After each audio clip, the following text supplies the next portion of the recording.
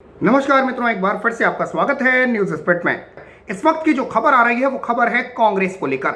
दरअसल आपको बता दूं कि कांग्रेस अब अपनों के ही निशाने पर आ गई है और कांग्रेस के ही एक नेता ने गांधी खानदान से जुड़ा एक सनसनीखेज खुलासा किया है। यह खुलासा क्या है वो आपको बताऊंगा, लेकिन कमेंट में आप मुझे बताएं कि गांधी खानदान, जैसा कि कांग्रेसी चमचे ये मानते हैं या कांग्रेसी ये मानते हैं कि अगर इस देश में गांधी खानदान नहीं होता तो यह देश आज होता ही नहीं।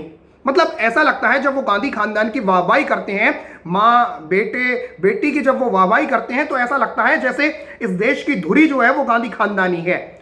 और अगर ये गांधी खानदान इस देश से चला जाएगा तो न जाने इस देश के साथ क्या हो जाएगा।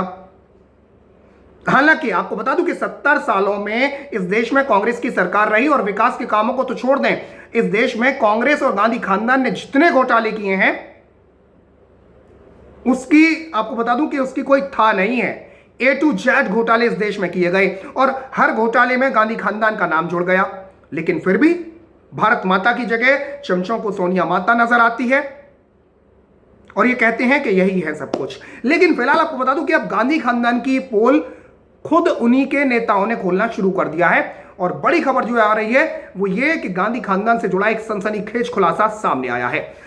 तो कमेंट में आपको खबर बताऊंगा, लेकिन कमेंट में आप गांधी खानदान के बारे में आप क्या सोचते हैं वो भी मुझे कमेंट में बता दीजिएगा। फिलहाल आपको बता दूं कि उत्तर प्रदेश में प्रवासी मजदूरों का जो मामला है वो पिछले 2-3 दिनों से चर्चा में है। और मंगलवार को तो जब हद ही हो गई, जब बसों को चलाने को लेकर कांग्रेस ने पहले 11 बजे का टाइम दिया, उसके बाद 1 बजे का टाइम दिया, उसके बाद 5 बजे का टाइम दिया, लेकिन बसें नहीं पहुंची। मजाक, इससे भी ज्यादा मजाक बड़ा तब हुआ जब प्रियंका गांधी के सचिव की तरफ से 1000 बसों की जो लिस्ट सीएम योगी आदित्यनाथ के पास भेजी गई, उसमें बसें कम, Tata 407, auto, bike, scooter, scooty के नंबर थे। अब इन से ये पूछे कि बसें आखिर स्कूटी और स्कूटर और मतलब बाइक में कैसे तब्दील हो गई। मतलब यहां भी घोटाला जो है वो कांग्रेस की रग रग में शामिल है, डीएनए में शामिल है, ये आप यकीन रखिए। इस बार मां ने नहीं किया, बेटे ने नहीं किया तो बेटी ने कर डाला। प्रियंका गांधी वाड्रा एक लिस्ट भेजती हैं और इस लिस्ट में 1000 बसों की जगह स्कूटी, स्कूटर, बाइक, टाटा 407 इनके नंबर शामिल थे।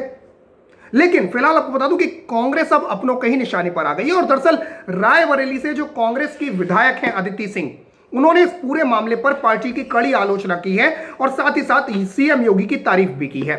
अदिति सिंह ने पहले भी कांग्रेस को निशाने पर लिया है, गांधी परिवार को निशाने पर लिया है, वो भी आपको बताऊंगा। लेकिन फिलहाल अदिति सिंह ने क्या कहा है वो आपको बता देता हूं। अदिति सिंह ने बुधवार को एक ट्वीट किया और लिखा कि आपदा के वक्त ऐसी निम्न सियासत की क्या जरूरत है। निम्न सियासत से मतलब टुच्ची सियासत, गंदी सियासत, ये भी कह सकते हैं। तो उन्होंने लिखा कि आपदा के वक्त ऐसी निम्न सियासत की क्या जरूरत है। 1000 बसों की सूची भेजी, उसमें भी आधी से ज्यादा बसों का फर्जीवाड़ा। 297 कबाड़ बसें, 98 ऑटो रिक्शा, एम्बुलेंस गाड़ियां, 68 वाहन बिना कागजात के। ये कैसा क्रूर मजाक है। अगर बसें थीं तो राजस्थान, पंजाब और महाराष्ट्र में क्यों नहीं लगाई गईं? यह सवाल हमने नहीं बल्कि यह सवाल विधायक अदिति सिंह ने उठाया है, जो कि कांग्रेस की ही विधायक हैं। अदिति सिंह अपने अगले ट्वीट में उन्होंने जो लिखा है वो भी आपको बताता हूं। अदिति सिंह लिखती हैं, उत्तर प्रदेश के मुख्यमंत्री योगी आदित्यनाथ की उन्होंने अगले ट्वीट में तारीफ की है।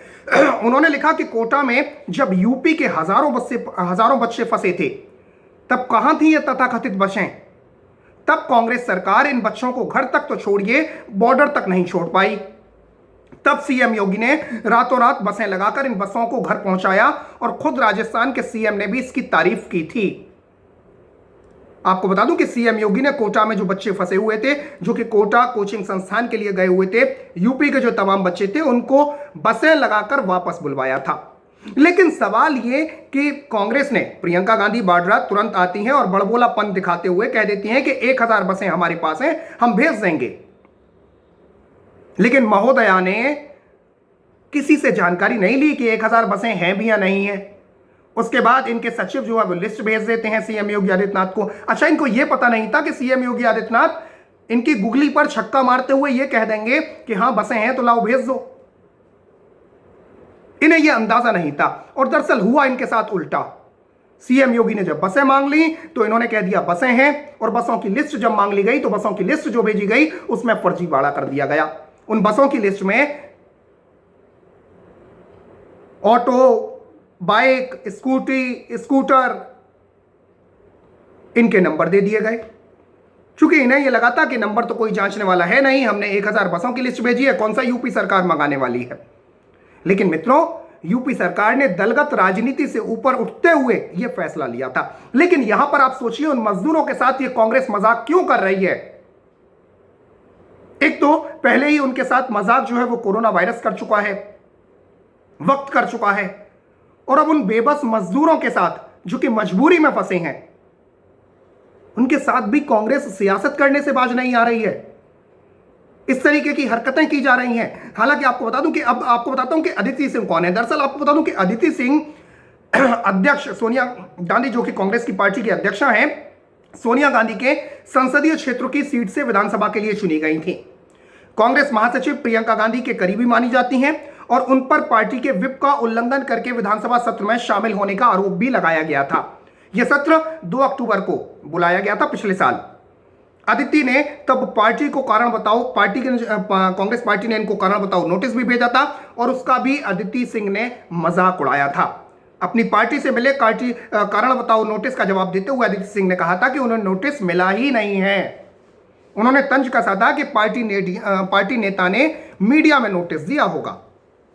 आपको बता दूं कि राष्ट्रपति महात्मा गांधी की 150वीं जयंती के मौके पर 2 अक्टूबर 2019 को उत्तर प्रदेश विधानसभा का विशेष सत्र आयोजित किया गया था, और राज्य की विधानसभा के इस विशेष सत्र का कांग्रेस समेत तमाम पूरे विपक्ष ने बहिष्कार किया था।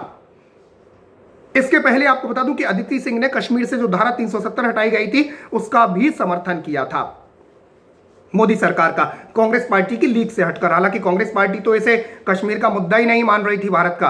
आपको याद होगा अधीर रंजन चौधरी का वो बयान जो कि उन्होंने लोकसभा में दिया था कि ये तो मामला ही यूएन के अंतर्गत है। तो पार्टी की लीक से हटकर अदिति सिंह ने यह कहा था, उन्होंने तारीफ की थी मोदी सरकार की कश्मीर से धारा 370 हटाने को लेकर। एक बार अदिति सिंह ने मुख्यमंत्री सीएम योगी आदित्यनाथ से मुलाकात भी की थी, और सत्र में शामिल होकर, जैसा कि मैंने बताया, विधानसभा सत्र में शामिल होकर उन्होंने सब कुछ चौंका दिया था। तो मित्रों, खबर को शेयर करें, साथ ही साथ देश से जुड़ा हुआ चैनल है, चैनल को सब्सक्राइब कर दें, और बराबर में जो घंटी का निशान है, जो बेल आइकन है, उसे जरूर दबा दें। जय हिंद, जय भारत, नमस्कार।